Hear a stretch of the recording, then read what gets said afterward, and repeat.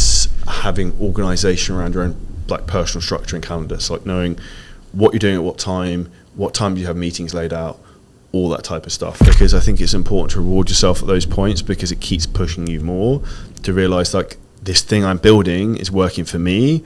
I'm not a slave to it. I think you're like still in the trenches a lot more than any like one in the space. I think you're doing the fitness stuff. You're like, I have a whiteboard next to me, monthly projection. I have the income, like month to date, how much money we've made so far. I then have the daily average, how much money we're averaging on per day. You then times the daily average by how many days are on a month. We give you the month projection. Hey, joining this podcast episode with the one and only Charlie Johnson. Just before we go through everything business related and just kind of go through, I think, Charlie, just a quick one just to start off with. I thought a good place to start, maybe it's an elevator pitch style like introduction, potentially. And then who I am and what I do. Okay, yeah. So very short synopsis. 6 years ago as an estate agent, I did the Gary Vee side hustle, built up an online fitness business, one of the biggest businesses in Europe. I subsequently moved to Dubai 2 years ago. We set up 7-figure scaling systems, which is the number one mastermind to help coaches grow their business about 14 months ago. And the way I'd explain it to people is I'm the person who does the thing at the highest level and teaches other people at the highest level. And with 1,000% certainty, and you can hear it in my voice right now, like Shiva's saying it, there is no one in the world who can help you build your fitness business better than I can and the team we have.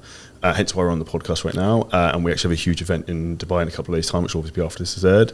But my passion is really helping people maximize their potential, as we do in our fitness business. That's over 1,300 clients, and as we do in our mastermind as well. Amazing. And I think one thing on that, like I think we spoke a little bit beforehand, but one thing I see and I find is like you're exceptional. Like I've never seen someone better in terms of like building teams and like having it all run as it should. Do you have any, like, have you always been quite good, like even with your real estate stuff, in terms of team building and like finding the right people for stuff? 100%. And that's I'd say it's a huge compliment, because that is the most challenging thing in business, is finding the right people, building a team. And for anyone, a really important thing to understand is any company you own a recruitment company, because the most important thing you can do if you actually want to have a successful business is hire and train world-class staff, because if you can't do that, your business is going to be shit. So where I would say I was very fortunate at the time, I didn't realise, is my previous career of managing estate agents. I was used to managing people, knew how to run teams, knew how management structures look like. And then I have been fortunate, you could say, or created your own luck in terms of the team I created have come together and been great, and it's worked. It's interesting you say that the team works really well and everything's very good, because I still think there's a lot of room to improvement, but that's probably my perfectionist nature with certain things. And one of the most important things as well for anyone to understand a business is like, you will never be finished. The task list will never be zero. You never complete business. And the moment you think you complete business is the moment everything tanks. But I'd say the most important thing for people to think about when you're building a team is 3 things. One is sourcing the right person. Now, what I mean by that is not just hiring the first person who comes to you. I've done that in the past. That generally doesn't end well. B would be, if you're interviewing them, remember that they are selling themselves on you. There is a sale in that. I've made a lot of mistakes with that. I made a $70,000 mistake, which we can go into, which is another hiring process I fucked up. And then thirdly, having clear expectations, which we actually spoke about a bit before this, in terms of like what you expect from them, what they should expect from you, and like what does good look like. And your job as a CEO, owner of a business, is to basically give them the playbook. So like, imagine you've got Lionel Messi in the football team, you give him the ball. Like if he hasn't got the ball, he can't score the goal. So you have to think about your team members in that fashion. Is like, how can we set them up to win? And often the biggest mistake I see is that a lot of people who hire people will be like, I hired this team member and he's shit. It's like, you hired him and you trained him and he's bad. So whose fault is it? And that's where, like, in realities in business, the most important thing is taking extreme ownership, because like in all my business, everything is my fault if it goes wrong. Does that make sense? Yeah. Segueing a little bit from that, potentially we'll come back to it, but like with that, how do you manage the pressure that comes from everything is your fault? it's a corny saying, but pressure is a privilege from Chris Bumstead. But an important thing to understand is that your business will only grow to your ability to handle stress. The higher your ability to handle more stress, the more you can do, the more you can take on, the more money you can make. And that's a process that comes with time. And I think a lot of people really underestimate how much they can handle. But I'm a big numbers guy, right? So I'd say one of the most daunting things sometimes when you have a bigger business is our expenses are 100K a month, like flat out. So I see your face at that. It's like, that's a lot of money. So I'm whenever I have moments of self-doubt, I go through all my bank accounts, I look at my net worth, I'm like, you're fine, you're not broke. I was like, you're fine. Like if I have like a few slow days where I start to shit the bed, I look at what we have. The second thing I think is a really important thing is I do a financial projection in terms of, okay, this is our average run rate of how much money we're going to make every day. This is when we next have to pay all our staff, all the big expenses. That's how much income should come in. And the numbers will give you a lot more security to know where you're at. And I think a lot of the time people don't look at the data or the numbers accurately enough, because the biggest stress most people have is finances. And if you really check your accounts and really know what's going on, like you actually doing it, not like a fucking accountant. I don't have an accountant. Like I do it myself to like literally know, okay, this is how much we're making, this is how much we're spending here. Like you have to know the numbers in the business. I think that's the number one cause of stress.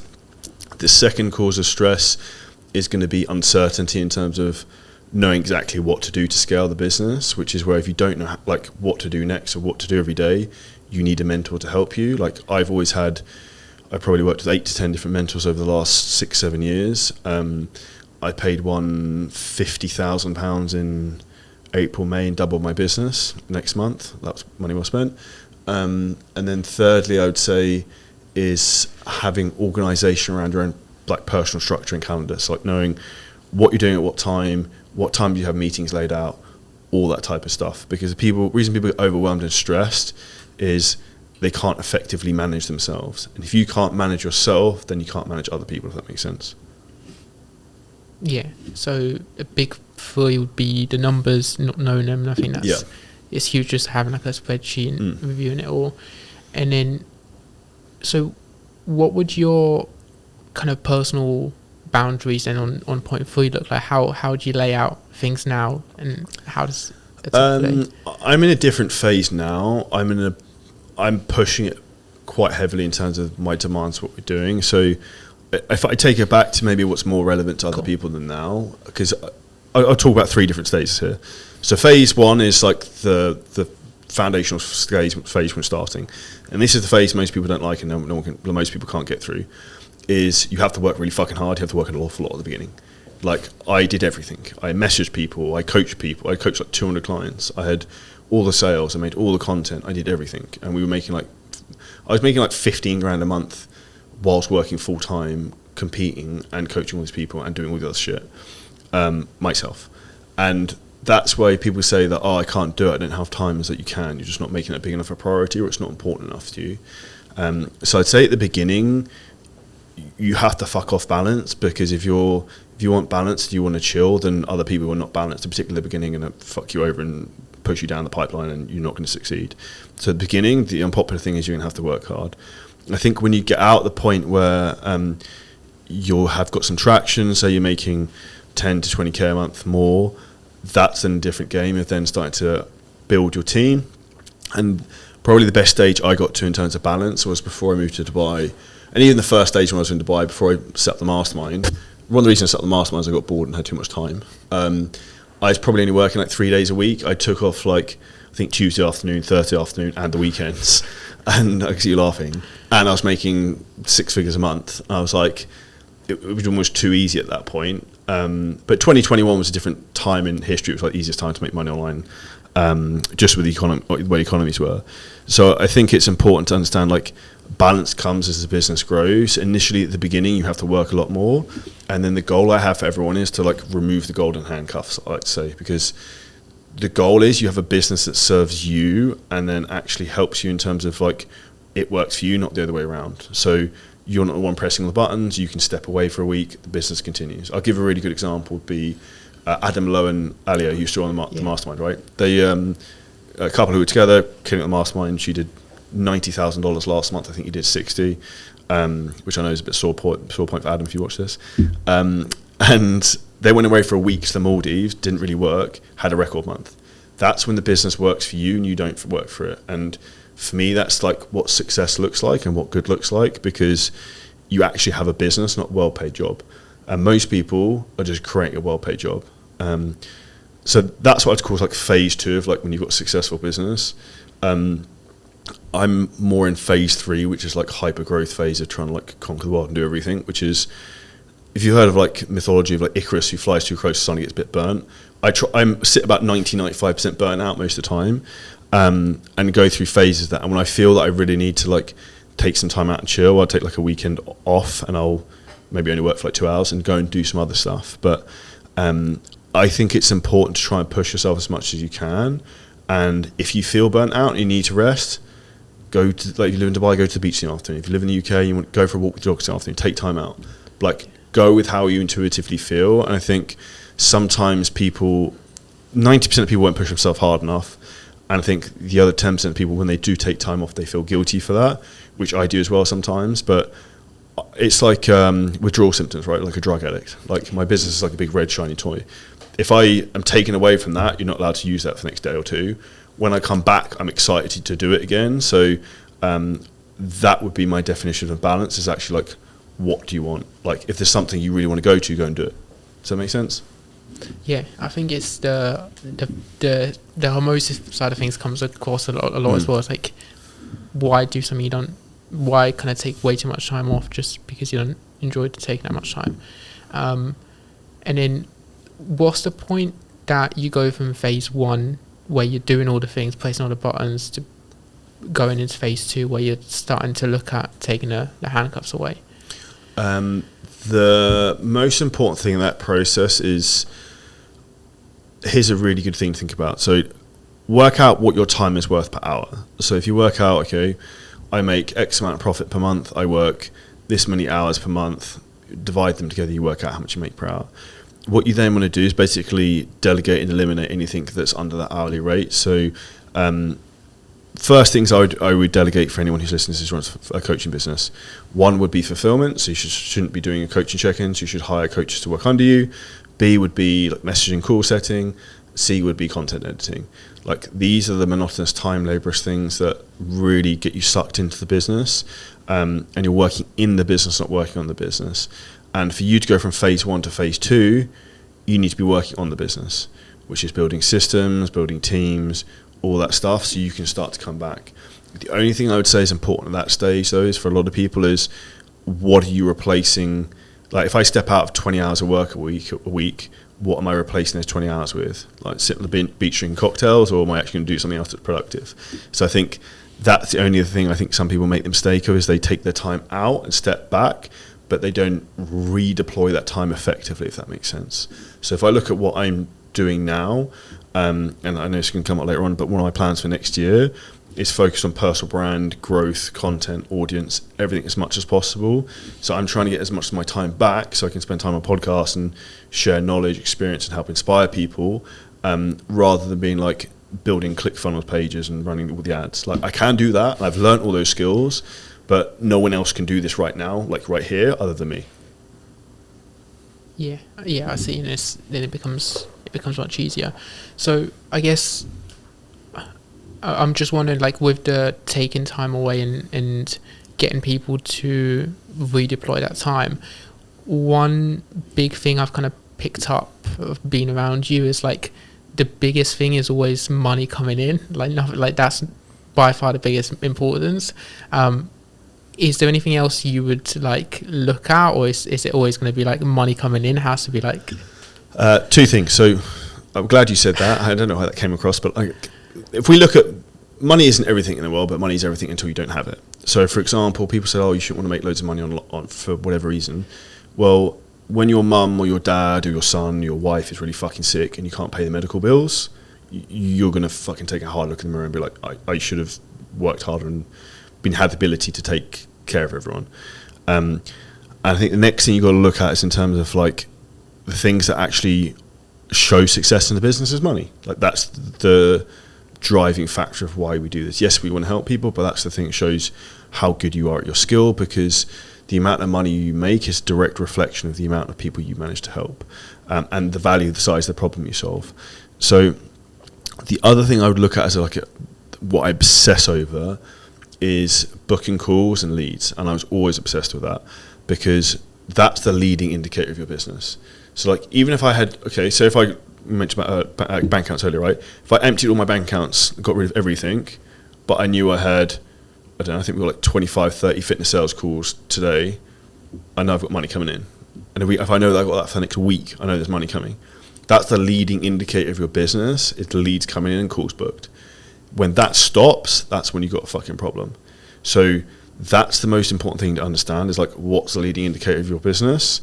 For online fitness coaches and anyone with online businesses, it's going to be leads coming in, so it's going to be calls booked. And that's why I always say to people, is like, the only things you need to think about is booking calls and closing calls.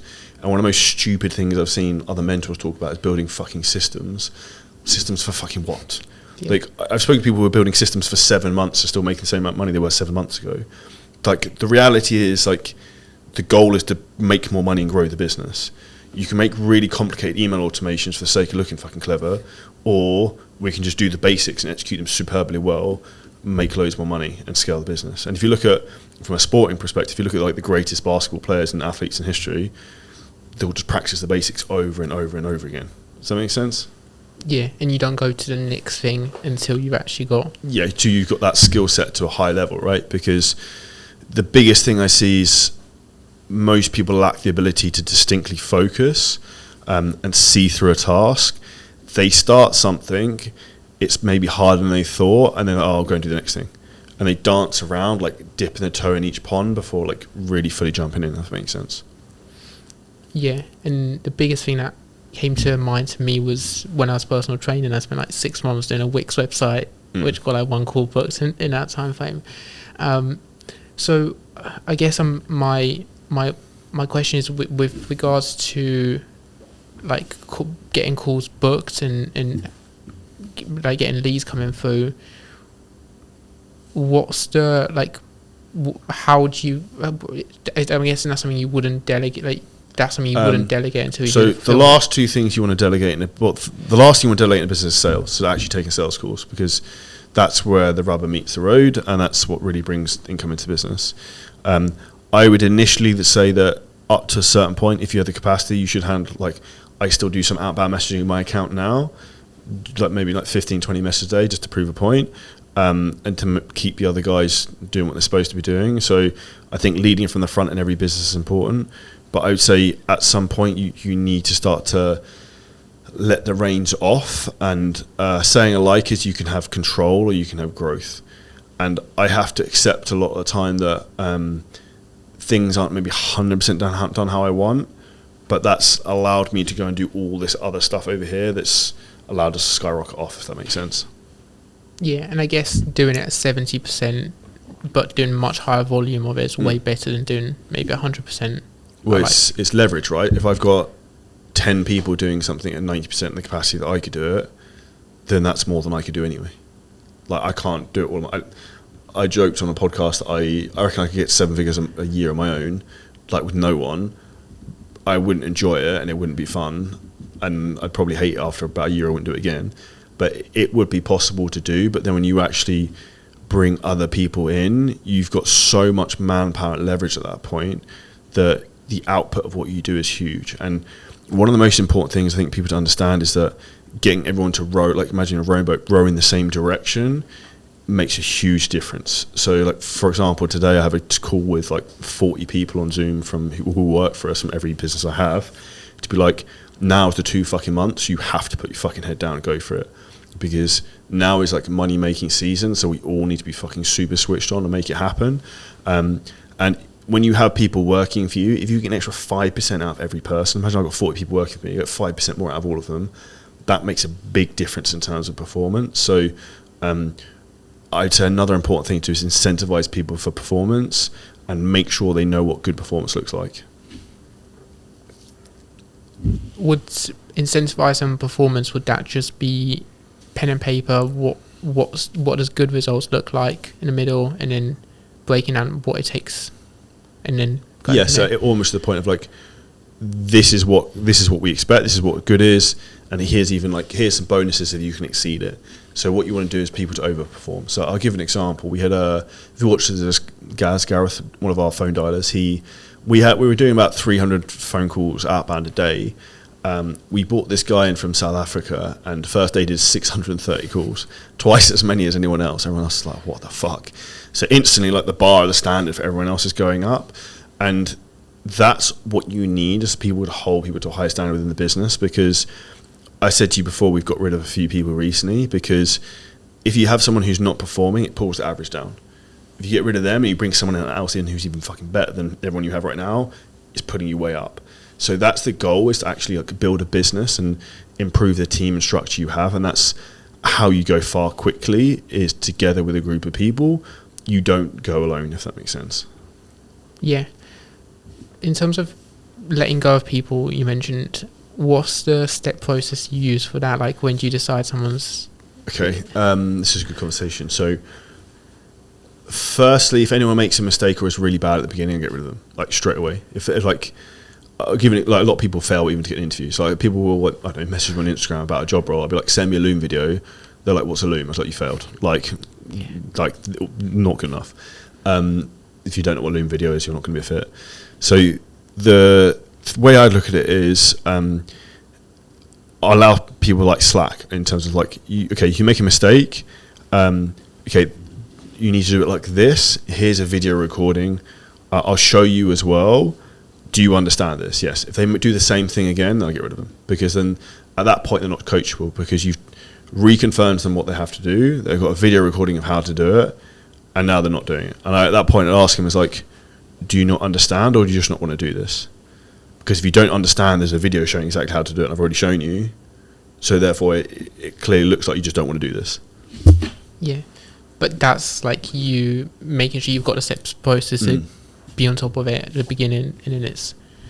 And that's why I think the most important thing for everyone to have is daily meetings with a team, every single day, call setters, closers, whoever is in your organisation, to make sure you're all beating to the same drum, because the biggest issue when you have more people is a lack of communication and clarity, and who's doing what. And people have to take ownership of specific tasks. And as I've scaled, one of the problems I found initially was, at one point I had like 16 people directly reporting to me, and I was losing my mind. Now, what's important is that I look at almost like Navy SEALs teams. You don't want more than 6 people coming to you directly, because otherwise it's too much. You can't manage more than 6.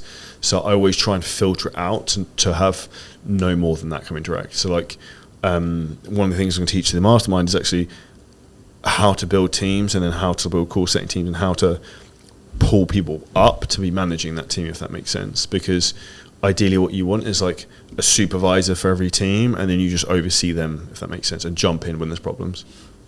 Yeah, so the communication is still happening for the 16 people, but it's like there's someone before they get to you. And then what does the like daily calls look like? What do you go over on those? Like how? Good question. So the calls I manage are the sales and call setting calls for the mastermind. So we go through, it's ironic actually, I only thought I said it before, but this is basically what we used to do when I was an estate agent. We go through the diary of like viewings, and I basically do the same thing but with like phone sales calls. So we'll go through all the prospects who are booked in, look at all their social media profiles, review what we're going to pitch them, what's the angle to use on each person. So like we have a game plan for everything that day. We then look at same for the previous day, like how did those sales calls go? What's the feedback? We look at what calls been booked, who's booking what, who's struggling, because it's all about having a quick feedback loop so we can fix problems. And the quicker you have a feedback loop with problems, the quicker you can scale your business. Because if you solve problems today that you didn't know about until next week because you haven't spoken to the person, the business moves forward much quicker. Yeah, it's like 7 times quicker if you do it daily then. Cool, amazing. And one thing, I'm potentially going to spiral it here again, but one thing for some reason came to mind, very first thing when I was thinking of the podcast, was more towards like the numbers and the business growth. like one thing for me that I find challenging is like the switching off side of things, but also taking money away from it for like personal stuff. How do you balance the two, like spending on yourself versus like the business, and when do you know? That's a very good question. So I'm a big believer in positive feedback loops. So your brain will instinctively remember positive feedback. So I had a weird phase last year where every time someone signed up for Mastermind, I'd buy a pair of trainers give me a positive feedback. I got like way too many trainers, so I had to stop. Like it would be retarded. So I had to stop that quite quickly. But that was what I was doing to like give me license to be like, you did a good job, you did a good job. So I think having something you do like that is important. So treating yourself is important. Like I bought this because we hit a milestone business wise, and I'm gonna buy a new car when we hit next business milestone that I have set in my mind, because I think it's important to reward yourself at those points, because it keeps pushing you more to realize like this thing I'm building is working for me. I'm not a slave to it. And I would say there's a fine balance between, and you're not this way inclined, I see some people who are reckless and spend all their money on stupid shit. I've never been like that. I invest like 95% of my money in properties. But you actually spending some on yourself will motivate you more to work harder. And that's very much what's happened to me. And I'd say for you that how much you put into your business is as much as possible when there's something that's got a really good ROI on it. So the biggest thing that's made most money for me, and always will do, is mentorship and guidance and like people to learn from, because the more you learn, the more you earn, and you learn faster if you just go to someone who knows exactly what to do, who's done what you want to do, or like knows that industry inside out, because what you're getting from that person is experience of how not to make stupid mistakes. Like I made a lot of mistakes in growing my fitness business and other businesses I have, and that's where like I've taken a lot of scars and had a lot of big problems, and that's where I can save people a lot of issues and heartache and problems that they don't even know are on the horizon yet. And that's where I say to people is like, I can see what you can't see, because I've climbed the mountains you want to climb, and I know what it looks like when you get to the peak, and then like how do you get down from the top, or what do you do when you want to go climb the next mountain, because I've been there and I've crossed that hurdle. And I think a lot of that then comes down to mentality and mindset. And I actually would say the biggest thing I find now more is the bigger my businesses get, the more I'm realizing it's a personal development and a mindset game at that point more than anything, because I know all the strategies, I know all the tactics. It's just then about how do you maximize who you are, and think about who you are rather than how do I do it. So like becoming the person who can have an 8-figure business, 7-figure business, whatever it might be, rather than how do I do it. The second thing I would say, contrary to that though, is that when it comes to how do I do it, that's where most people get stuck, because they think, oh, I'm going to buy all the ClickFunnels books and learn how to sell stuff on the internet. It's like, that's the how. If you think the who, like who's the person who can just be like, yeah, do these 2-3 things, you're off to the races. And that's literally how I doubled one of our businesses in May by just changing an offer in terms of what a mentor said to us, and literally doubled the business like that in 4 weeks. Yeah, it's what like it's the more like I think one thing I was thinking about recently is like every mentorship investment I've always made my money back, and it's because I think it's more backing myself more than anything. So one thing you kind of touched on was like skill development and like personal development stuff. Is there any kind of like top 2 or 3 things you think like you need to have somewhere in your notes or on a whiteboard, like to prioritize and look at to keep improving in? This isn't a personal, this is probably a personal development, and this is something I've mentioned before in the mastermind that everyone should do.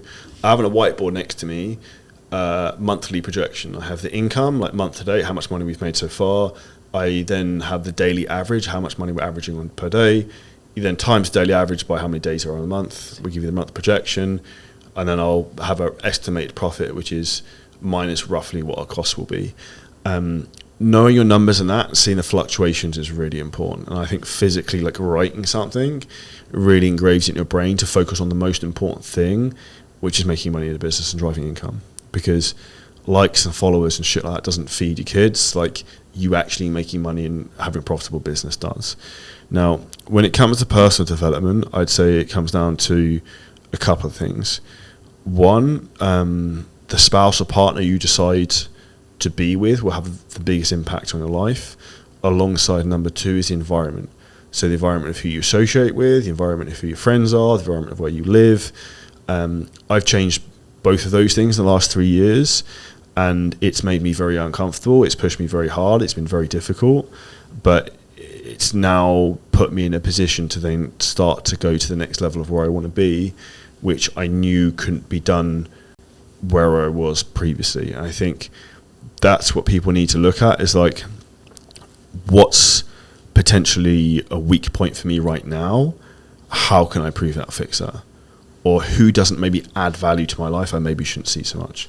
And all the time that can sometimes be your parents and your family. Like, I've probably distanced myself from my family a bit to then go and push off and do these other things, because they would say to me, like, you work too much.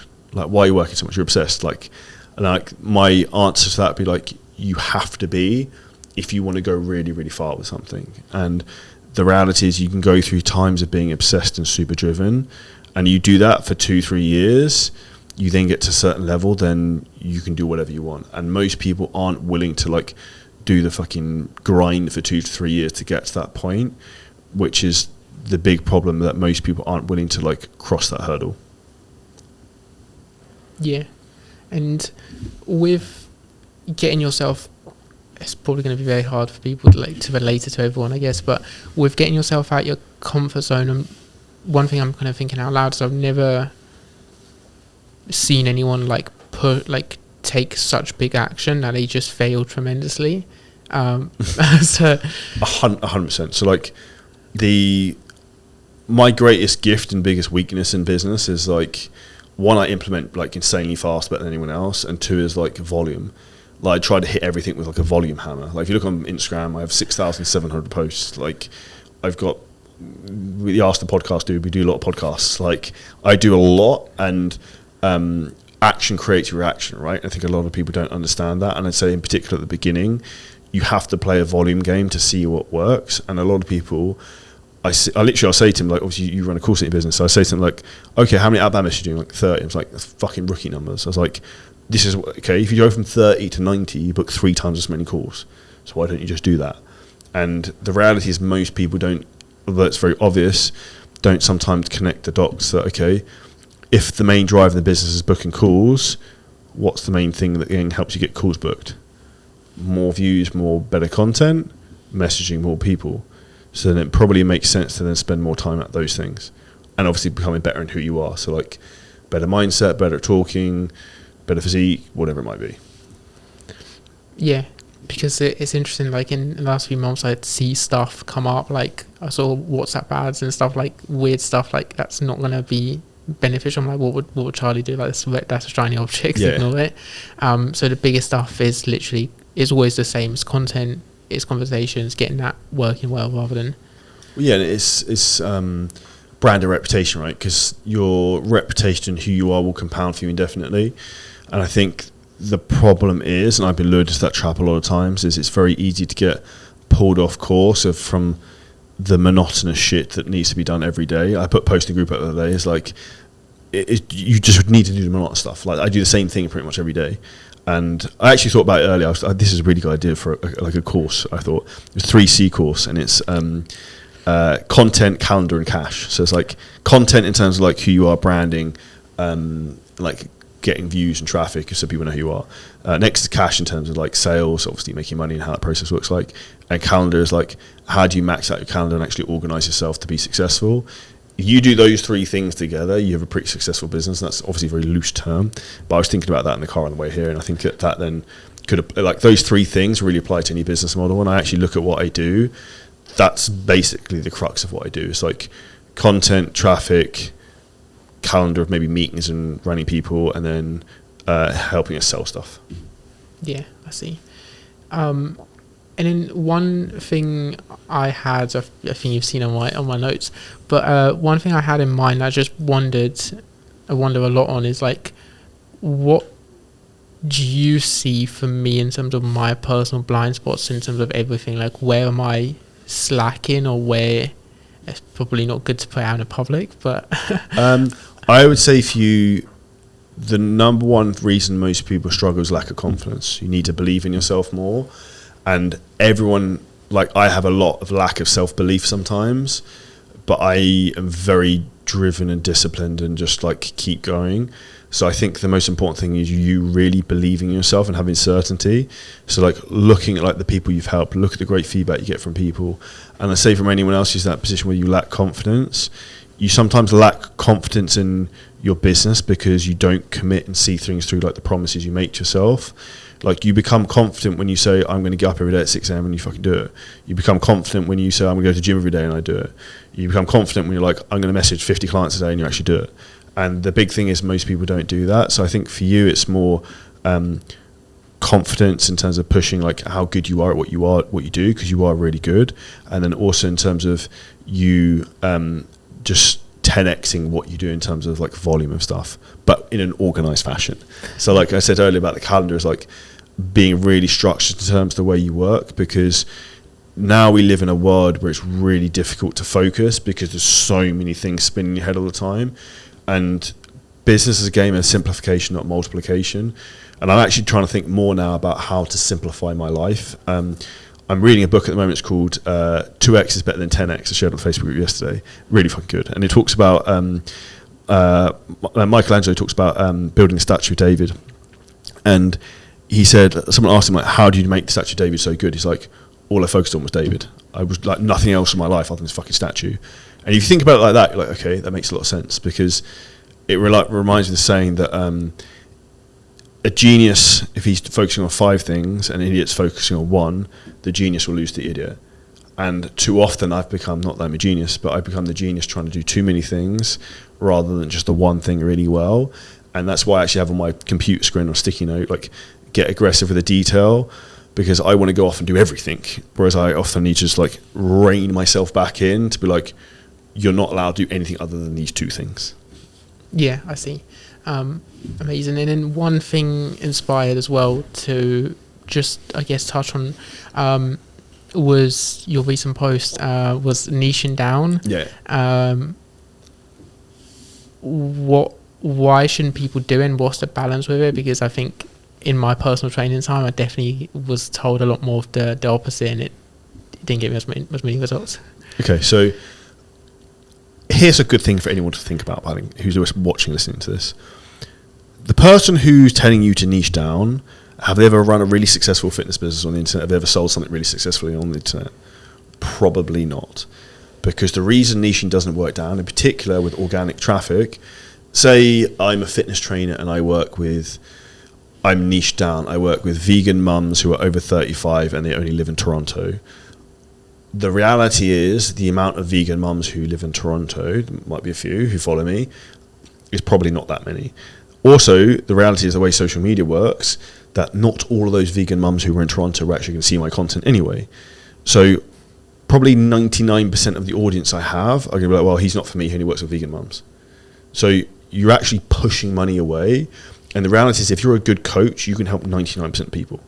Like, yes, you probably shouldn't be training Olympic athletes and things like that. The reality is they're not going to come to you. So if you work in Gen Pop weight loss, you can help men, you can help women, because the biggest issue people have is accountability and mindsets are the primary issues.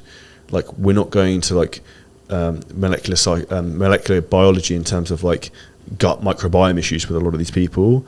Yes, those people probably need to go to a niche specialist. And if you have that skill set, then yes, you should niche. But 99% of clients, fitness trainers, shouldn't be going down specific niches. What you find, particularly at the beginning, is you will start to niche actually as you scale, because you'll notice a certain type of client starts coming to you. And then your business starts to niche more towards that. So at the beginning, you want to start broad, because you basically just want to take who you can get, and you need to make money as a business to get going. Like 99% of businesses fail in 2 years. So like if you want to be the 1% that succeed, I would go broad targeting. And then you'll find that a certain amount of people start to come to you. So you might end up like, okay, I keep getting dads who are over 35. Maybe that's the niche to start to like, not specifically label myself on my Instagram bio as, because you're just going to push people away, but you make content talking to that type of person. You relate to that type of person. And generally, what you want to think about is that you're the attractive character at the front of the story who teaches, inspires every day and gives value and education, and also helps people with their problems, rather than being like a performing monkey into like a specific niche of vegan mums who only want to eat tofu. Like, that's really going to limit your constraints. And the big thing this comes to is traffic, because you just don't have enough eyeballs in that niche to make it successful.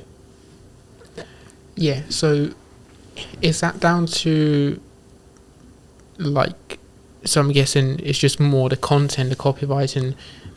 Is it down to the fear of like people not relating to the copywriting of posts, or like why people think you should niche? Yeah, or yeah. If it's good copy, it's broad enough, it'll fit to most people, right? Like, come January 1st, what does everyone want? So it's like, you don't need to be that specific. Yeah. Come, I don't know, come springtime, what does everyone want? Yeah, get in shape for summer, right? Yeah. So it's like, okay, so let's just talk about these things, and then put your own nuances about who you are, and like use client examples. I think that's where we don't need to go too granular with it. I think that's where too many people go overkill, going too specific, whereas you need to be broader. And I think the biggest thing people need to understand is it's a traffic and attention game, and it's the coach who's the most well known, he gets the most traffic, who makes the most money. It's not necessarily the person who's the best coach. And I'd actually say, if anyone listening, this is an important thing. And I've actually said this to some of our clients recently, it's like they've done some training, seminars and stuff to be better coaches, which is awesome. Like, I fucking love that. But they're already amazing coaches. So like, you can get 1% better at this thing over here, or this like sales and marketing, or 10-20% that. Like, you need to put more time here to grow this, to then really maximize the skill set you have over here, because the skills stack and compound off each other, and they multiply off each other, which is what most people don't understand. And anyone who's listening to this who really wants to blow up the business, you want to do skill stack. So I learned sales, I learned marketing, I learned copy, I was really good at coaching. I learned how to build funnels, I learned how to run ads, I learned how to do email marketing, I learned how to manage teams. I'm trying to think of other shit now. Like, learn how to talk on podcasts. Like, once you have all these skills, they bounce off and multiply each other. And that's really when you then start getting to the next level in terms of growing your business, or then it becomes easy. Because like, if I shut down and sacked everything off and sold everything and moved to Thailand, which I thought about, I'd get bored after 2 weeks and set up another business. I know I could get another business of 7 figures within a year, because I already have all the skills. I know how to do it all. I have those like things that no one can take away from me. And that's the most important thing people need to actually do, is build the hard skills and also become the person who can grow their business.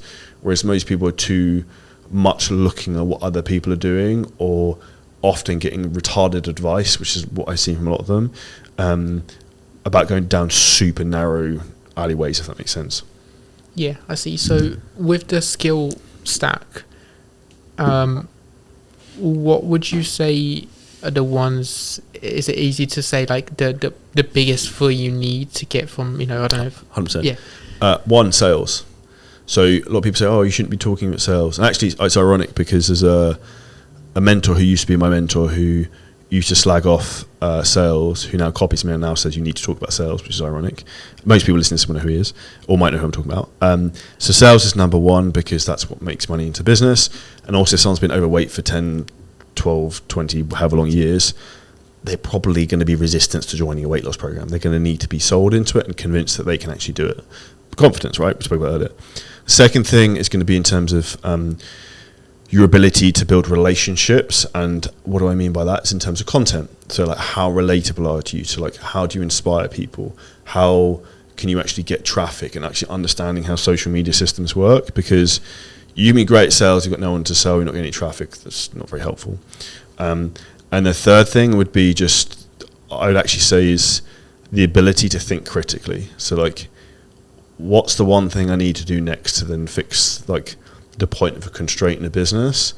And most people, particularly at the beginning, they don't understand that constraint is themselves. It's their mindset. Most people need to get out their own fucking way and just do what needs to be done. And I'll give an example. We had a client who was struggling with his business. He said he didn't have time, all this type of stuff.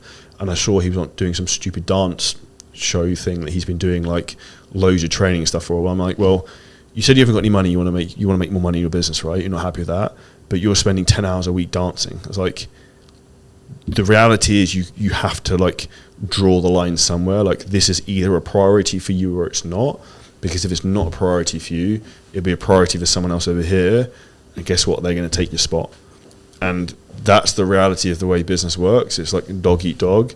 So I'd say sales, relationships with clients through content, and then thirdly would be like mindset and working out the point of constraint of like, what's the thing holding me back? And most people, that's the person looking back in the mirror. And that's the same for me, transparently. Like, I'm not making $1 million a month because I'm not making the right decisions to do that yet.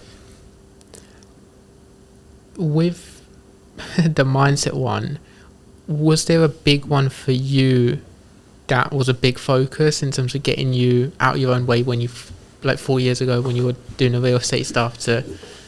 100%. So I think there's a video I'm actually going to dig up, and I might actually try and find it and play it at the mastermind event and see if we've got speakers. I might do that. That might be good idea, actually. I was literally like shitting myself when I quit my job, and what I would say is the biggest constraint I had, and I'm very much driven from a place of fear of failure, is that I didn't believe I could do it, or I didn't understand how far you could go.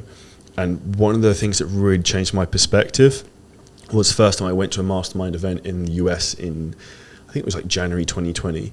Actually, it might be January 2021, because I thought I was like Billy Big Shit at that point. I was doing like 30K a month. I was like, I didn't know anyone else making this type of money. I was like 28. And I went there, and then I met now one of my best friends, Frank, who makes like $1 million a month. And I saw other people doing more than me. I was like how? It's like if he can fucking do it, and he can do it, then I can fucking do it. And that just like altered reality for me of like entering the matrix. We're like, holy shit, like you could do that. So for me, that's really just breaking the limiting beliefs in terms of how I can get to the next level. And from then onwards, it was literally like that year, I think I went from like 30K to 50K. And I remember having a conversation with Frank, actually, I've talked about this a few times. I was like 50K a month, and I was like, I'm going to try and get to 60. He's like, don't be a pussy. He's like, you can do more than 60. I was like, get to 70.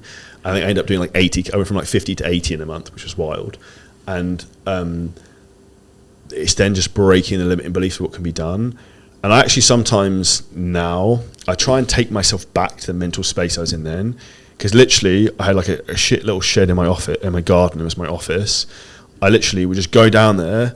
Other than training, I was down there from like 5 a.m. to 8 p.m. Like you're just grinding, like building funnels, doing all the stuff. Like, and that for me was like the Rocky cut scene and the place that molded who I am and what I've done.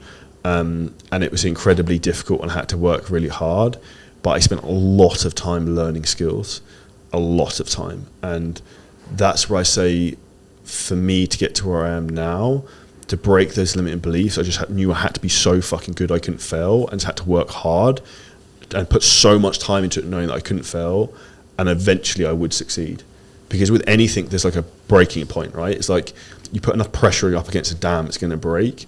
And business is very much like that. Like, hence why I hit stuff with the volume hammer. It's like, if I just book enough fucking calls, we'll get there. And for most of the time that works. Sometimes in business it doesn't work. But the reality, in particular at the beginning, you need to just take massive action. And most people aren't willing to take massive action, and are not willing to put it on the line to be like, yeah, I'm going to pay this person to help me. Yeah, I'm going to hire this team. I've hired like, I don't know, 5 people in the last month. Like we're scaling. Like, I don't give a shit. Like, I'm going to do this if it kills me or not. And most people aren't willing to do that, and that's why they're not successful. Then it becomes much easier in a way when it's like competition. Like, if you're doing the hours and no one else is, then it's like, well, I can't lose. Yeah. And I think it's a statistic on a podcast. Is like, I think most podcasts fail. Like, you're in the top 20% if you do 4 episodes.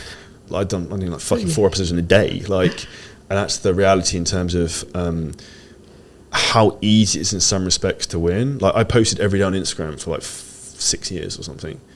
For a long time, I was doing 3 posts a day. Like, literally 3 posts a day. That's why I had 6,700 posts. For I think 3 years, I did 3 a day. And I think up until last year, I was doing 2 a day.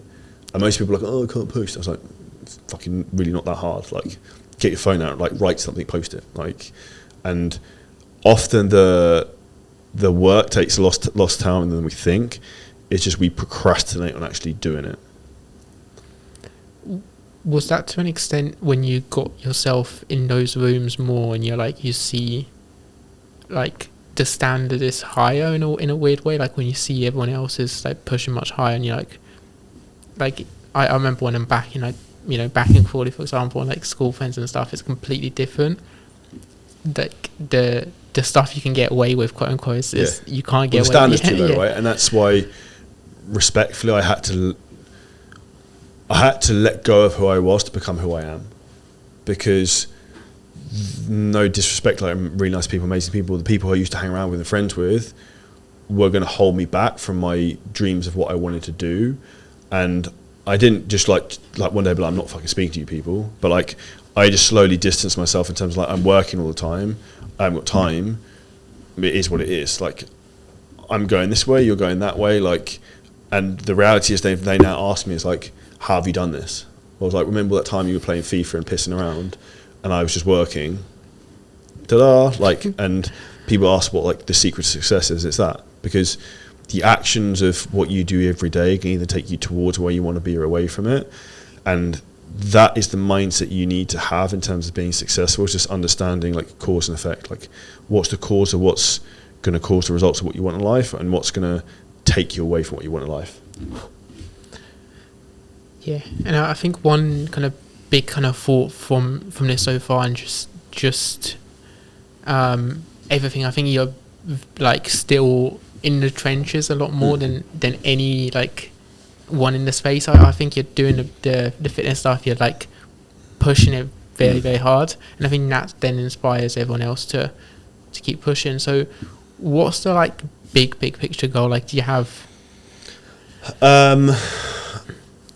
at some point I want to get to $1 million a month as a run rate. I think would be cool. I want to get to a property portfolio of 5 million. I want to get my net worth to 10. I want to impact and just help as many people as possible. And I think I've actually thought about this a lot. It's like, because at some point I don't really need the money, and it's like, where are you going with this? My goal is just to motivate and inspire other people to what can be done, because the reality is I'm trying to become the person I needed 10 years ago. And that's where the value and fulfillment for me is when I have the ability to change other people's lives. I'll give you an example. First one came to mind. Matteo, the Italian guy in the mastermind, he messaged me yesterday. He went from 4K to 26K in 4 months, which is fucking wild. And the reality is, like, getting someone in shape is cool. Like, getting abs is life-changing to a degree. Teaching someone how to like feed their family for the next 30 years is even more life-changing. So the fulfillment I get from that is huge, and my goal is to be the biggest authority in that space to help as many people as possible, and continue to learn and become the best version of myself, so then I can give that away to other people and give them the knowledge, the skills, the secrets and tips I learn to help them grow faster. And it's this education, like online education space, is only gonna, I feel like there's so many different niches, and like it can grow. Like, do you see that space as well? Like, where do you see that like niche? Space going. Yeah, online education space is going to boom. So my opinion, the traditional university education system is going to tank, other than people becoming doctors and lawyers and things you need to be super qualified for. Going to university to study business, just start a fucking business. Like, you learn from doing, and that's my big argument with other business mentors, is like, theory and practice are two different things. It's completely different game when you actually do it. And as you said, you're in the trenches. Like, if anyone looks at my Instagram, I get loads of videos going viral now, again, on social media and fitness. I had one video get 1.6 million views last week. I had one last month got 8.7 million views now. Like, I know how to make content and create fitness content. I know how to monetize audiences. I know how to run traffic in the actual niche you're in, as well as what I'm doing in this as well, and all the other things I do outside of this. And I think that for me is like how you learn, is you actually have skin in the game of like learning, refining these skills, because the online education space is moving. Online, like if you think a year ago ChatGPT was released, the world has changed because of that. Where are we going to be in 12 months time? And staying ahead of that bell curve is what I'm going to do, and anyone who's working with this, I'm going to take with me. And anyone who's not on that journey is going to get caught behind. And the biggest thing I see why most people struggle right now is they're still trying to do things from like 2019, 2020 that used to work, that don't work anymore and won't work again. Yeah, and I think that's one of those as well, like with like course style, like mentorships and programs in the past, it's like what worked 2 years ago was like IGTV, and it's like which doesn't even exist anymore. Yeah, so it's you can learn it, but it's, you still need to like actually it changes so fast. One thing I've been thinking about, and maybe I'm taking it massively off topic, was the whole AI chat GPT stuff. I see that, like, I think the education side on that, I think people that can play around with it and like know it can really get ahead. I don't know how you see it. I think there's I don't think anyone's really seen the potential of where that can go yet. The reality of AI, though, is it has replaced what people thought it wouldn't replace, which is creativity. But the thing it can't replace is accountability. So people want to deal with people, and AI can't necessarily look into someone's business and be like, that's the problem, because that comes from experience. I think AI is great in a tool in terms of editing content. It can be even in terms of automating all types of systems within your business. But when it comes to certain aspects, like managing employees, you can't have like a AI management bot to like sack someone or like handle problems. Like that's going to come down to you, and that's why you're still going to need to learn the hard skills for that, and also identify what works and what doesn't. So like I mentioned to you on social media, like our Instagram's like pumping at the moment, and that's because I've identified what worked and like the hacks in the system. You can't put in ChatGPT and be like, how to make viral content. Like it's not going to work. Yeah. Do you see like people using it at the moment for like how do you use it in your business, like AI? I'll give you a good example. So me personally, I use ChatGPT for like, I'll write a hook, for example. So I'll be like, are you a trainer struggling to make money online? I'll type in like, write me 10 other examples similar to this. Bang, bang, bang, bang, bang. And I'll make ads using testing different hooks. I would put in captions that performed really well and be like, reword this for me. So it reads as a caption and just reuse it. We use video.ai and some other AI software to cut up video for editing. We use an AI software for podcast show notes that's sick. I can't remember what it's called. Delegate that to someone else to deal with. Those are the type of things we use AI for. A lot of the content production stuff, and some of the creativity actually with scripting podcasts sometimes I'll do to help with the frameworks of that.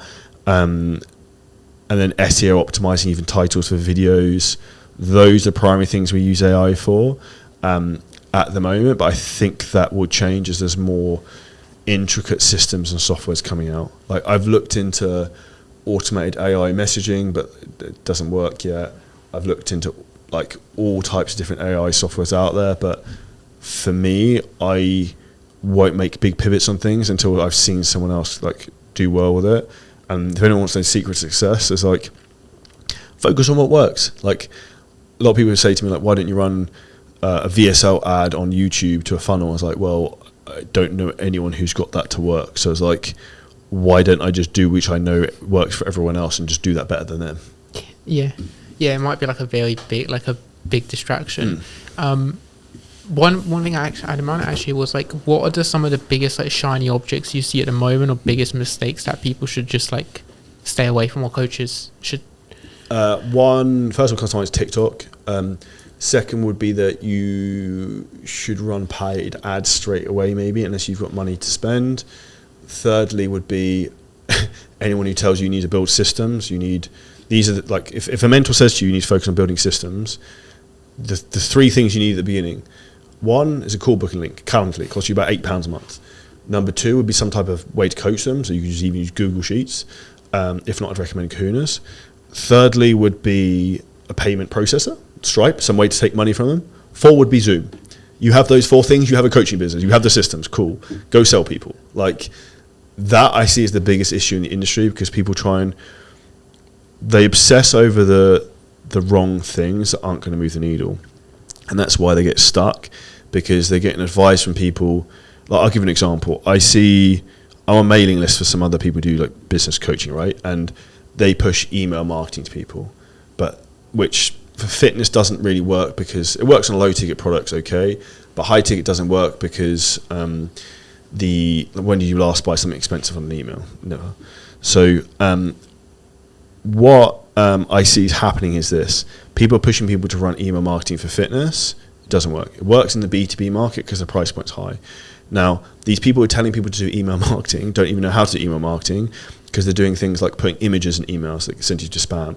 They end up putting loads of links in that send you to spam. They've got banners on the emails that send you to spam. And like it's like fucking blind leading the blind because it's like you're doing all the things that you shouldn't do, yet you're the person telling them how to run email marketing. I think that's where people need to really take a hard look at sometimes the advice they're given. And like I say to everyone, it's like, we just show you what we do. Like, this is working really well, we've made a lot of money. It's like, you might want to try this, rather than being given third party advice which isn't that great, if that makes sense.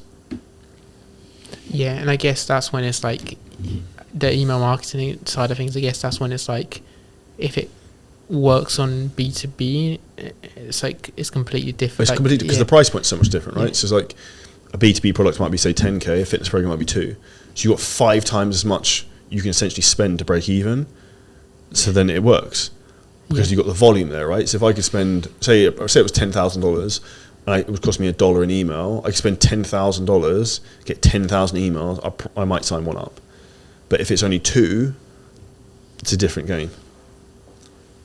Yeah, and it also feels like it's much harder to get people. Like, even if you get people on an email, the response rates are just I think for beginners that's a red shiny object. I say once you've gone to a certain point of scale, it has some merit. Like, we send a lot of people to the podcast from emails. We use it just like a warm up tool, but I'd say that's a big trap that a lot of people get led down. Yeah, and then warm up tool. Then something that's just come to mind is like, say for leads you're having in your business now, like people not ready to book calls, or you've had a call with that didn't sign up. Where do you send them? How do you run it to, or like podcasts? Like, we send a lot of people to podcasts like this for fitness and business. If you're watching this, you might be one of those people. So yeah, we send them to like long form content, because ideally what you want them to get is as much value from the long form as possible, so that can help them in terms of building their business, buying into your business, understanding more of what you do, because they need more exposure to you a lot of times if they're not ready to buy. If, for example, as a fitness client, we might give them free ebooks, guides, just give them some value. And the reality is, what you want is for them, when they're ready, they come back to you. So like, give, and eventually they come back. So I always say, just lead with value first, and then you'll get to where you want to be. And I think from a call setting perspective, the biggest issue we have sometimes with our team and other people's teams I see, they try and rush the call too quick. And it's like, you need to warm people up a bit. And the way I explain that is like the gap, right? The gap from where they are now to where they want to go. Like, you need to identify they don't know how to get there, and that you have the big shiny object that needs to go in the middle that can help them with that. Yeah, and I guess that's when it's more like, what I find with setting in DMs is more like actually analysing, just going more like showing care more than anything. And like, I think providing value. And not pushing people like you say, not pushing people too fast, but also just giving them value rather than just ending a conversation if they're not ready. Cool. I think with DMs as well, a lot of people don't follow up enough. Yeah. Like, anyone listening to this, if this is before Black Friday comes out, I would suggest you follow up with everyone who you haven't closed or who haven't had on a call, and offer them a Black Friday offer. And if you don't have a Black Friday offer, you must hate money. You should have one. Yeah. And I guess with the follow-ups, like, I often see people are afraid to do it, and probably I'm the same in terms of like annoying people too much with it. You either want people to tell you to buy or tell you to fuck off, basically. So it's like, I would continue to message them until you get a response. If they say, I'm good for now, then yeah, don't maybe message them in a month or 2. Cool, I see. Perfect. And then the Black Friday side of things, like, I know that's going to be huge, but what sort of stuff that people need to keep in mind for Black Friday? So people think you have to discount your services, which you don't necessarily. So what we do is we give away extra coaching for free. So we'll sell an offer that's like 12 months and we'll get an extra 3 months free coaching. And then we'll give you like $3,000 of added bonuses. So like every ebook we've ever had, access to 3 live training events, like as much stuff as we can bundle up and give them in value. We will sell that to them like that, because you just really want to hype this up. And I'd also frame it about getting in shape for next year, that like get your program to get in shape for January now. Yeah, I see. What, like, there's a lot of resistance towards, or I feel there's quite a bit of resistance towards like the upfront 12-month selling. But in like, what was some, like, was you always like that in terms of? I did a low ticket program that was wrong, and then went into high ticket. I've never really pushed monthly. Unpopular opinion, monthly recurring is for pussies. So people want monthly recurring because they don't want to fucking sell and they don't want to do their job. The job of you as a business owner is to drive leads and sales. If you're taking payments up front, you will make more money. You just need to consistently do that. Now, the reason people like MRR and call themselves the MRR kings is because they're complacent. They take their foot off the gas. They want people to coast. Respectfully, that's not what I push people to do. I push people to actually grow their business. So they have an optimal selling system at the front end that consistently brings leads in and gets them to convert.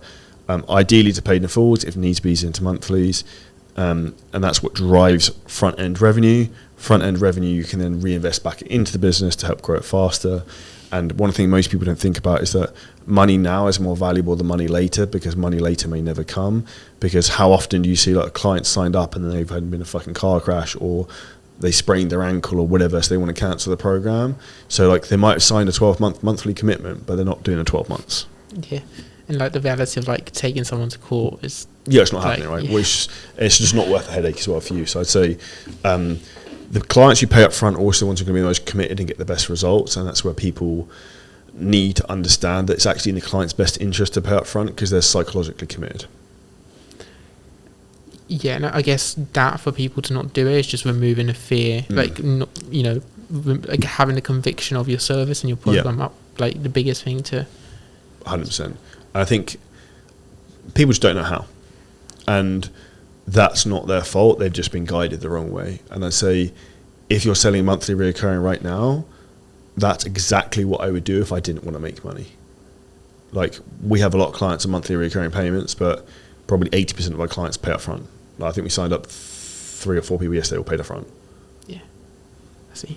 And I think wrapping up, but like the last kind of question to mention was books wise, what are your maybe top 3? That's a very good question. I like reading. One would be Atomic Habits. So these are all Atomic Habits, The Slight Edge by Jeff Olson. Those two are very similar books. It's basically like what you do every day is going to define who you are and the way you behave. And I would actually say, I'm not going to say Alex Hormozy books because everyone's going to accept that. I'd say Stephen Bartlett's new book, it's not called The Diary of the CEO, but like something about CEO habits is really fucking good. Whatever Stephen Bartlett's new book is called, I've got it on my Kindle. I've read it twice. It's very, very good. Gives you a lot of tangible things to take away. So like 2 are more like habits focused books. The third one is on business in terms of like being a CEO, which even if you're just you in your business right now, you're the CEO of you. So like learn to manage yourself effectively, because if you can't manage yourself, you can't manage anyone else.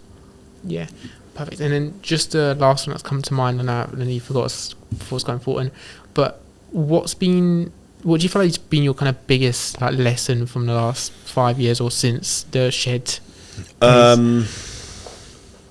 When you're stuck, think who, not how. Because every time I've got stuck, I've tried to find the right person to help me. And this is actually probably the first time in my life I currently don't really have mentorship, and I feel I've got a lot of friends around me who are very successful, so I just bombard them with questions all day long. But for me, I think that's the most important thing, is constantly like I identified who's the person to get me to the next level, and I'm now trying to play a different game. It's then difficult to find the person who knows how to get to the next part of the game. And I'd say for anyone listening to this, if you're in a position you're not growing, or you're stagnant, then you need to do something bold and take action. And I've spent a lot of money on masterminds before and it's been shit. But like, did I learn something? Yeah. But like, was it as good as I thought? No. But then other things I've done have been like a massive home run. So it's like, I'll take the swing and I'm willing to strike out because I know the home run could be so big that it pays off 1,000-fold. And I think that's where most people, the reason they're not seeing the success they're wanting, they're not seeking that success out by putting themselves in the right circles, asking the right questions. And you probably heard me say this, but my favorite saying is that genius doesn't have great answers, he asks great questions, because your life will sum to the questions you ask. Yeah, amazing. Perfect. Yeah, we're wrapping up, and yeah, thank you for. It's a pleasure, dude. Anyone enjoys the podcast, if you check out, I've got my own podcast, The Business One, which is the Physically Jacked and Financially Stacked podcast, and then we have a fitness podcast as well, which is the Shred Show. So thank you, dude. Amazing. Thank you. Perfect.